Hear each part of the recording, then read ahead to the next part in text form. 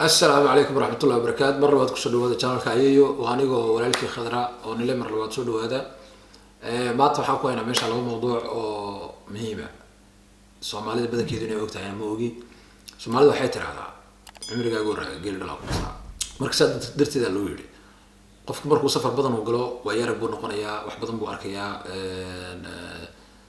يعني نلاش وحكي فهمي. مركز درت ذا لويري عمري جاكور جيل دلاب كتسا. haddaba imikayntan dambe adoo gurigaaga jooga oo cimrigaaga markuu asoo raagin oo adoo yar u geel dhalaa ku tusaa awal qofku waxa ay in badan lagu soo ogaado ama uu arko geel dhalaa laakiin hadda ahaan waqti xaadirka gurigaaga adigoo jooga aad safar dheer galaysaa taasoo ah inuu ku asmaxo internetka telefoonka waxyaabaha la hadlo marka maalin dhaweyd hadalka waxaan ku keenay maalin dhaweyd anigoo si saxana waxaan fiiriyay muxuuha Instagram-ka fiirinay waxaan arkaba naagtii oo la dhahay Nicki Minaj waxay tiri Sacuudigan cancel ka soo dhigaa wala maqashan si fiican ma maqashan ma umaleena Sacuudiga Jeddah intay tagto iyay Nicki Minaj oo dharka allergy ku qabta waxay tiri Sacuudiga inta tago cancel ka soo sameeyna marka waxa waa dhacdooyinka adduunka kamid tahay marka taas waxa wati oo la dhahay geel dhalaa ku tsaa geelkii dhalay waa no marka waxa habase ahaato sheekada dhinac walba loo rogay fanskeeda waxa dad badan baa uul walaay oo wadamada kala laakiin kuwa Sacuudiga waxa way soo dhaweynayeen marka dadka ugu qortay ma ogtahay fanskeeda ugu qortay maxaa soo xidhaa dharcinkii soo xidhaa qaar baa marka waxay dhahayeen muxuuha xijaab yar soo qaado qof basi marka waxa dhaagteeniyo waxa حقوق البني حقوق الضمرك حقوق الإنسان هذه حقوقه يردن عين وحيكون هذا ولا لي عافمتك كوجو مجرتين كاسن أما حفلة كوسول دكتور السعودية العربية تاسو وادو يدي بأمرنا ناكتي أو هولنديسكا أو إيران تكتي إن أروك الجديد وأرن حب مركب وحاول تيجي قصة مثال ودي جانو دهين حدا تكتب ماشاس أمني جاجا مصبنا استافن كرياتي وتلا بدنا نحوجا عيل كوجو ما في النار صاحبي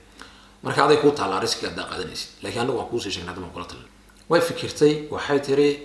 one trip oo yaani Saudi Arabia oo waxaas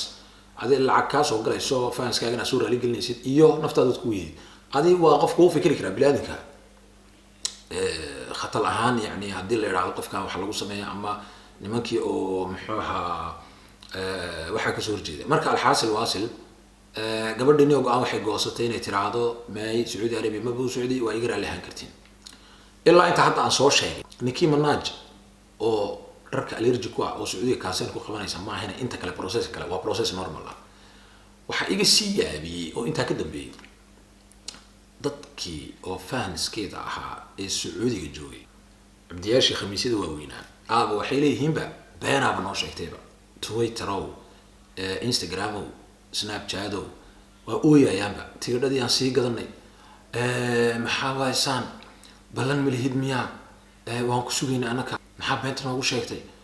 madaarka dhanaa ku xidhnay madaarka Jeddah reebta carpet lagu sii dhigay marka waxa waay cancel oo Nicki Minaj ay joogto oo dharka allergy ku qabta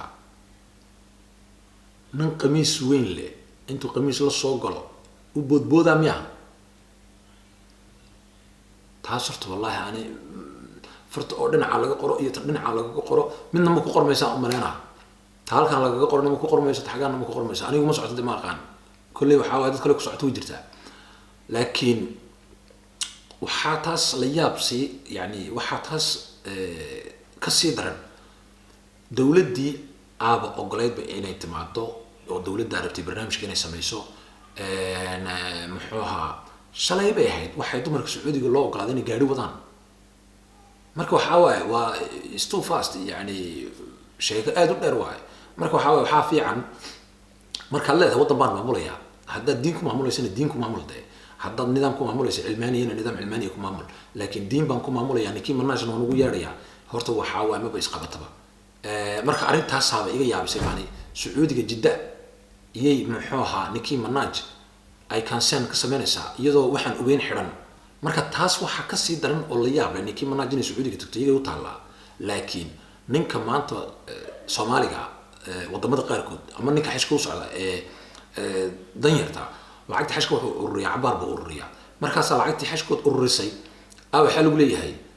way ka gubatay sanadkan $500 baa process kaaga baxday aad ku raadinaysay inaad xishka tagto markaas waxa soo dhiganaysa 500 qof 100 qof la rabaa inaa muxuu ahaa ay tagaan 400 qof $500 ay bixiyeen waa hawada waa marka waxa waa $500 ee 400 qof ay hawada ula kacday total waxay noqonaysaa 500 oo lagu dhuftay 400 waa 200 oo kun marka yani ayaan daro dadkii oo ururinay lacagtaas in badan diintuna soo gashay wana xoogaaga aad ku ururisay lacagta lacag lagu siiyay iyo lacag moogtahay ma qofkii marka lacagta intaas sano soo ururinay yaa waxa leeyahay filinkaaga iyo xunino xashka waxa way tookada dambe leh bal waayahay wixii yaraay siya naa waraaqada ku baxday what the heck $500 ma waraaqada ku baxday waa business waa filin oo loogu talagalay dadka oo xashka u socda inaaba laga sameeyo qadaadiic gogo yar marka horta filinkaasi waa ayaan daro waay nin miskiina oo lacag ciyalkiisa ka qadiyay oo muxuu ahaa u soo dhiiday oo muxuu ahaa reerkiisa ka qadiyay kamana qadinay laakiin de yani ay soo qol ku ahay lacagta markuu indhiga u baahnaa akiid moogtaa dana kale ku fushin lahaa hadduu maanta xashka ku fikireen ilaahay ka aqbalo dadkaasna waxaan rajaynayaa inuu ilaahay ka aqbalo inuuna ilaahay adduun ka qaadin iyagoon xashka soo arkin dadkaas aad baan ugu ducaynayaa marka sababta loo leeyahay xashka hala yaray waa security yani waan ognahay taas sax laakiin kolka horeba qofka marka intaana processka la gelinba oo faylasha oo qofka uuna dalbanba waxa fiican ina kolka hore la tuuro qorituur laakiin marka $500 ay ka baxday yaa leeyahay qorituur baa la tuuray hadhowna waxa fiilankaaga ay baa qanay waa ayaan daro horta taasi marka maxay ahayd nimanka Iiraaniyiinta xashka way rabaan inay tagaan laakiin waxa la yiraahdaa maanta roob baa da'aya bari baraf baa da'aya saakunta cayd baa jirta yani hadda waa fahmi kartaa kulba waxba loogu sheekeena taasoo khilaafka u dhaxeeya labada wadan iyo qaabka wax u aaminsan yihiin sunni iyo shiici camal marka waxa waaye horta diin iyo siyaasad in la kala saaraa qurux badan dadka arsaaqadooda ee xalaasha ay subaxii u kala laheen ee ay rabaan inay xashka aadaan inan yar ama oday inuu yani oo dooni ka dayo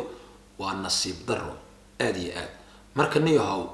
arintaasa iga cusbeed oo rabay inaan la wadaago ninkii banaajo Sacuudiga u socotay oo markii dambe diiday balaagu wuxuu ahaa Sacuudiga inuu timaado iyadu waxay ahayd inay meesh tagto laakiin balaaga xagga sare wuxuu ahaa inay maheeda joogto Sacuudiguna mahiisa joogo waa aniga walaalkiina oo mar labaad in leh salaamu calaykum wa rahmatullahi wa barakatuh